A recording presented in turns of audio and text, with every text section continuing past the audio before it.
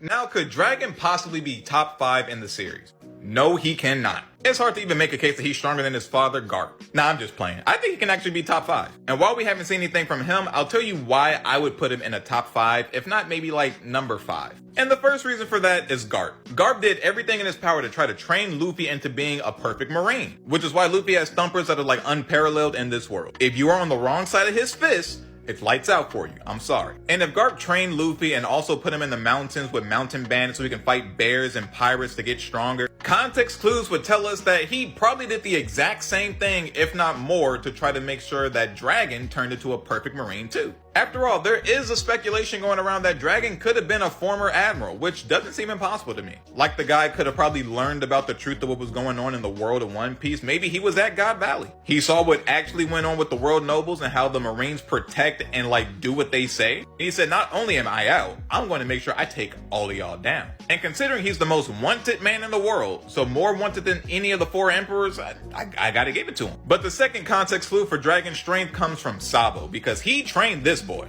And this dude is fighting on par with freaking admirals. He has a move called Dragon Claw Fist, which I'm pretty sure he learned from Dragon, because, you know, Dragon. And when he used this move against Burgess, he messed his face up terribly. Like, take a look at Burgess. He went from this to having like this half kind of mechanical thing on his face. And when you see Sabo use Dragon Claw Fist on the Colosseum and Dressrosa, you look at the Colosseum after this. And he does this so easily while still maintaining his cover, and this is before he had the Mera Mera fruit. So all of these Dragon techniques, I'm pretty sure he learned from Dragon. And if Sabo can do something like this, just imagine what Dragon would do. Because after all, another good marker is Dan Chen Jiao. When Luffy used Elephant Gun on his head and he broke straight through it, even though it's a weaker Dan Chen Jiao, that kind of shows that Luffy's fists have continental destruction capabilities. And a prime Garp who fought Dan Chen Jiao, who was in his prime and he could shatter ice continents with his skull, he completely caved his head in. And to practice to do this, he crumbled 8 mountains with his bare hands. So when it comes to Dragon, I would probably say his strength will have to be somewhere around prime Garp, if not a little bit weaker, just so that Garp keeps his, you know, like originality. But Garp is just swinging his fist. Dragon has actual technique behind his movements. So it's not a stretch to say that he could do more damage with his techniques plus his strength than Garp could just do with only his strength.